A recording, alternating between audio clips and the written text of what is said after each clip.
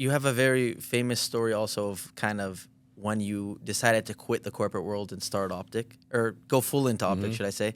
Which I want to hear about that. But before that, what jobs did you have? Because obviously, you started Optic a little later than a lot of us started at, like FaZe, for example. Like I said, I was 14 when I joined FaZe, right? So I never worked before FaZe. I was 26. Yeah, like this whole up to the point of what you just spoke about, still wasn't even born yet. 94, I wasn't born yet, right? So I'm assuming you had a few different jobs before Optic. So. I started working when I was 8 years old, right? I worked at the factory that my dad worked at. My uncle was like the foreman or something, so he was in charge of like all the landscaping and all the other stuff. So I would go and mow the lawns on the weekends, and I would get a little bit of cash there. But the beauty about that is that on the other side of the factory was the garbage dump, and my grandfather on my mom's side, he worked there breaking down cardboard boxes, and I would go in there and try to help him. I ended up just spending my time like going to the top of the mound of boxes and then just sliding all the way down while he was breaking them down. And he never gave me a hard time. He was my grandfather.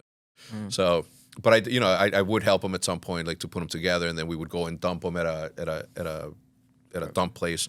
I would also help my aunt of the same uncle go to El Paso to buy supplies for her store, I believe. So like I would be walking back with like duffel bags full of pans and pots and like all this other stuff. And this one time they bought my cousin, my younger cousin, who's now passed, but they bought him a Nintendo Entertainment System. And I remember carrying that from El Paso all the way to our house, and we walked, and I just had it in my hand, and I was like walking around proudly that I was holding this like magical thing that had just been released. And I would look at it and I read it over and over as I'm walking. I see the little Mario brother and Super Mario, and I'm looking at it, I'm like, man, I'm gonna get to play this because it's my cousin's, but at the same time I'm like, man, like one day I'm gonna have my own thing, right? Like it's like even as a kid. When I got to the United States, I worked at McDonald's for 4 weekends, only on Saturdays, only for 2 hours, right? So not a real job. And then I worked at UPS as a loader. It was the worst job I've ever had, which is essentially grabbing boxes and putting them on the trailers.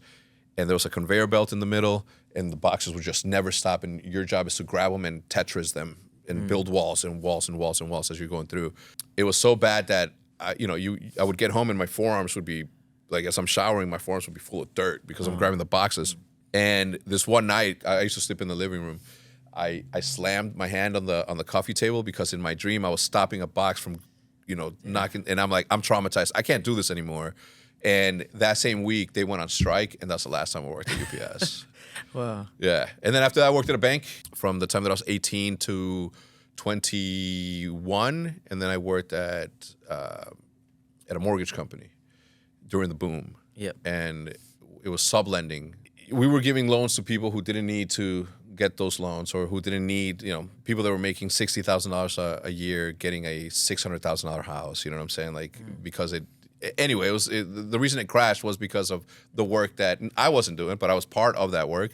And then after that, I went to work at AIG. Once that mortgage crashed and the housing crashed in the United States, I went to go work at AIG in the private client group, which meant that I was in charge of analyzing and making sure that rich people had all the coverage in the world. One of my accounts was the Facundo Bacardi empire, the great grandson of the Bacardi liquor. Jude, my wife, who worked with me there, and she also worked with me at the mortgage place.